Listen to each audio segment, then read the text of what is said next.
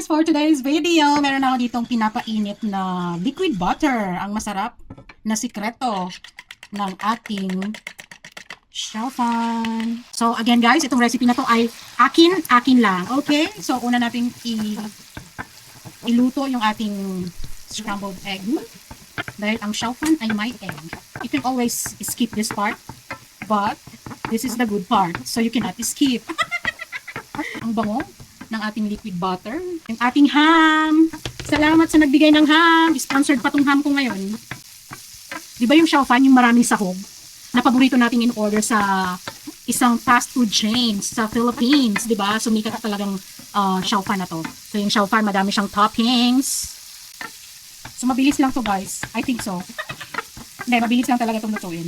Nakita ko na naman sa TikTok. Ito yung niluluto niya. Sabi ko, ay! Meron ako yung mga ingredients na yan. Sige, go! Tapos nilabas ko na yung frozen rice ko. So, yung mga tirang kanin, pino-frozen ko talaga siya. Well, pag nagluto ako ng kanin, tapos tinamad akong kumain ng rice, ang ginagawa ko, pino-frozen ko siya. I mean, pini-freeze. Nilalagay ko siya sa Ziploc bag, tapos i-freezer ko siya, ganon. So, pagkakain ako, ilalabas ko lang siya, lalagyan ko ng konting tubig, tapos ima-microwave ko ng 5 minutes. Ayun, bongga na siya. Ako ditong mix. Frozen din to, so dinifrost ko din siya. Oh, microwave mga 2 minutes. So, isasabay natin yan dyan sa isa. Di ba ganyan yung Xiaofan? Makulay, kaya nakakatakam.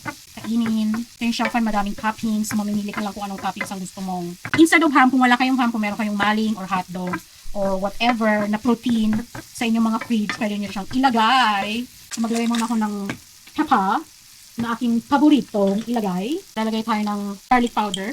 Since hindi ako naglagay ng fresh garlic, so garlic powder ang ilalagay natin. Ay, bigla siyang bumango. Kung nilagyan ko ng garlic powder. Paprika. Isa pa sa mga staples sa aking kitchen. Wow! Etong liquid seasoning. Because why not? Lagay ko na yung aking rice. Sana magkasya pa. Halo-haloin lang siya ng bonggang-bongga.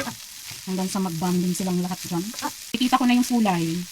Ang ganda. At naaamoy ko na din siya. Sana ma-invento na yung habang nanonood ka, naaamoy mo yung pinapanood mo, no? Ang bango-bango.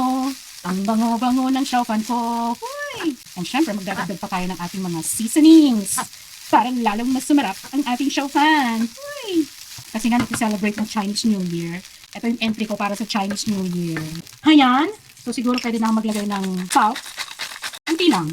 Na akong oyster sauce. Naubusan ako kahapon. So maglalagay na lang ako ng soy sauce, salt reduced. Konting soy sauce, pampaano lang, pampacolor. Meron akong kikuman, nasabi dito gluten-free. Lagay din ako konti. Panalo na naman to. Grabe ang init, ayun no. Kaya hindi ko na binibideo yung face ko kasi habang nagluluto, tumutulo din yung pawis ko. So kapag medyo maalat ko, alam niyo na. Charis! Amoy Chinese restaurant na yung kusina. Ang bongga! Pasok na sa panlasang Pinoy.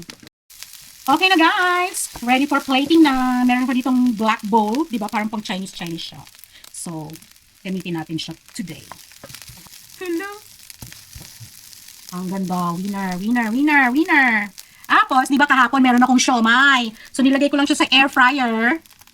Ayan, para magkaroon siya ng brown coloring and maging crispy. Woo, winner guys, look at that.